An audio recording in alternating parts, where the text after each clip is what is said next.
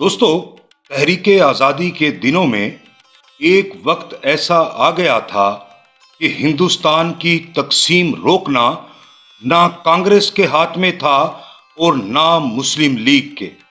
तकसीम का प्लान बनाने वालों ने हालात ही ऐसे पैदा कर दिए थे कि तकसीम नागुज़ीर हो गई थी।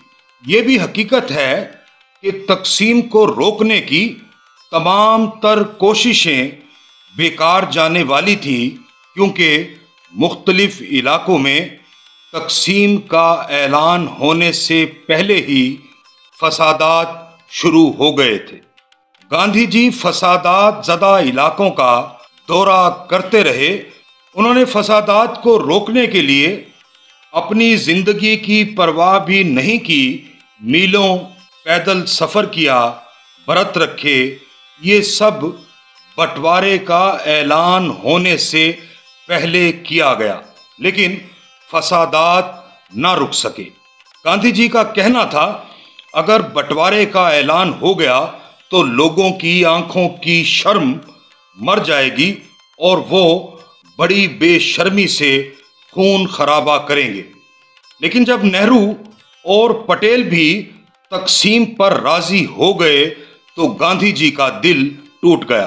गांधी जी का ख्याल था कि जिन्ना को पाकिस्तान कभी नहीं मिलेगा जब तक अंग्रेज उसे बनाकर ना देंगे।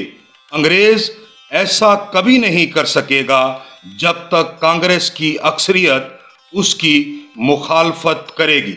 तकसीम का फैसला वायसराय के हाथ में नहीं, कांग्रेस के हाथ में है। कांग्रेस चाहे तो इसे रोक सकती है, लेकिन उनकी आवाज नहीं सुनी गई। यूं तकसीम की घड़ी आ गई। रेड क्लिफ की बंटवारे की लकीर ने 50 लाख हिंदुओं और सिखों को पाकिस्तानी पंजाब में छोड़ दिया। हिंदुस्तानी पंजाब में भी 50 लाख मुसलमान रह गए थे। ये तीनों कौमें एक दूसरे पर टूट पड़ी। लाहौर की नालियां इंसानी खून से लाल हो गईं। अमृतसर के मुसलमान इलाकों में खंडरों और लावारिस सड़ती हुई लाशों के अलावा कुछ नहीं था। पंडित नेहरू और लियाकत अली खान ने जब फसादात ज़दा इलाकों का एक साथ दौरा किया तो चारों तरफ फैली तबाही ने उनका खून खुश कर दिया। आखिर नेहरू बोले, ये कैसा जहन्नुम है, बंटवारे ने हमें कहाँ ला पटका। लियाकत अली खान ने कहा, हमारे लोग पागल हो गए हैं। फसादात की ये ना बुझने वाली आग थी जिसने महात्मा गांधी को मजबूर किया कि वो पाकिस्तान का दौरा करके फसादात की आग को कम करें।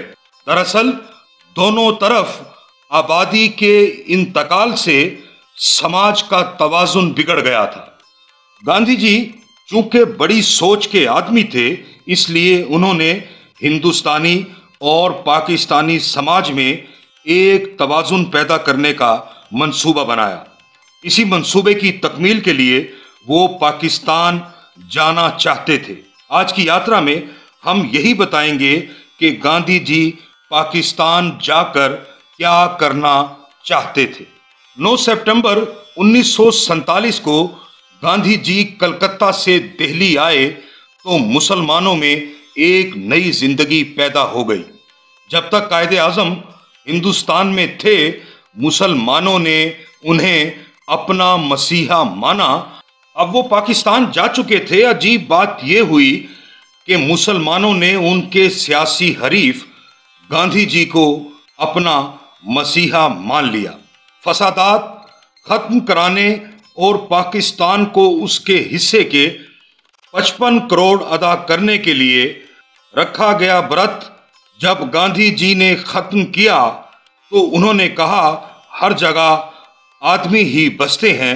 मैं पाकिस्तान और हिंदुस्तान में यकसां अमन लाना चाहता हूं। बंबई का एक कपास का ताजिर जहांगीर पटेल, जिसे गांधी जी ने चुपके से पाकिस्तान भेज रखा था ताकि वो इनके पाकिस्तान के सफर के इंतजामात कर सकें। जहांगीर पटेल ने जब ये तजवीज़ कायदे आज़म के सामने रखी, पहले तो उन्होंने इनकार किया, बाद अज़ां वो अपने बूढ़े सियासी हरीफ को अपने मुल्क की सरजमीन पर कदम रखने की इजाज़त देने के लिए तैयार हो गए। जिन्हा की इस रजामंदी की खबर सुनकर गांधी जी ने महसूस किया कि उनकी जिंदगी को एक नया मकसद मिल गया है। दरअसल वो अपनी जिंदगी के एक नए मोड़ पर खड़े थे। उनके सामने ये पहला मौका था जब वो अहिंसा के असूलों के प्रचार के लिए हिंदुस्तान से बाहर जाने वाले थे। उन्होंने ये भी सोच लिया था कि वो पाकिस्तान किस तरह जाएंगे, यानी पैदल। हिंदुस्तान से पैदल चलकर गांधी जी पाकिस्तान पहुंचेंगे और वहां हर जगह पैदल जाएंगे। दिल्ली में नाथूराम गोडसे और उसके साथी गांधी जी को कत्ल करने के लिए पहुंच चुके थे, लेकिन गांधी जी अपने पाकिस्तान जाने के ख्वाब में मस्त थे। पाकिस्तान से आए हुए एक मुलाकाती से उन्होंने इस ख्वाब का इजहार भी कर दिया। गांधी जी ने कहा, मैं चाहता हूं मैं एक ऐसा काफिला देखूं जो 50 मील लंबा हो, मैं उसके आगे आगे चलूं और पीछे पीछे हिंदू और सिख चल रहे हों। मैं उन सब को पाकिस्तान ले जाऊं और उन्हें वहां बसा दूं, और जब वहां से हिंदुस्तान आऊं तो फिर मेरे पीछे एक कारवां हो, हिंदुस्तान वापिस आने वालों का कारवां। गांधी जी ने डॉक्टर सुशीला नायर को बुलाया और हिदायत की कि फौरन जाकर मेरे पैदल सफर की इब्तदाई तैयारियां शुरू कर दो। डॉक्टर सुशीला नायर, जो गांधी जी की साथी और हिंदुस्तान की पहली वजीर सेहत थी, ये भी कहा जाता है कि गांधी जी ने अपने दौराए पाकिस्तान की राह हमवार करने के लिए हुसैन शहीद सोहरवर्दी को लाहौर भेजा था। बेगम अनीस किदवाई की किताब आज़ादी की छाँव में बताती है कि गांधी जी ने डॉक्टर सुशीला नायर को ही पाकिस्तान भेजा था ताकि वो उनके दौरा की तैयारी कर सके। 30 जनवरी 1948 को जब महात्मा गांधी का कत्ल हुआ तो डॉक्टर सुशीला नायर पाकिस्तान में ही थी। हिंदुस्तान से हिंदुओं और सिखों को ले जाकर पाकिस्तान में आबाद कराना और वहां से मुसलमानों को लाकर हिंदुस्तान में बसाना, ये एक ऐसा ख्वाब था जिसे महात्मा गांधी ही देख सकते थे और सोच सकते थे।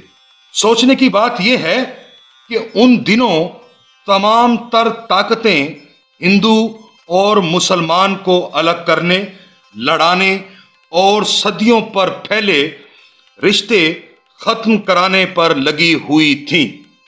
सिर्फ एक आवाज थी महात्मा गांधी की जो लोगों को जोड़ने की बात कर रही थी, और वो आवाज भी खामोश कर दी गई। यूं महात्मा गांधी अपने आखिरी ख्वाब की तकमील के लिए पाकिस्तान ना आ सके। दोस्तों, ये थी हमारी आज की यात्रा।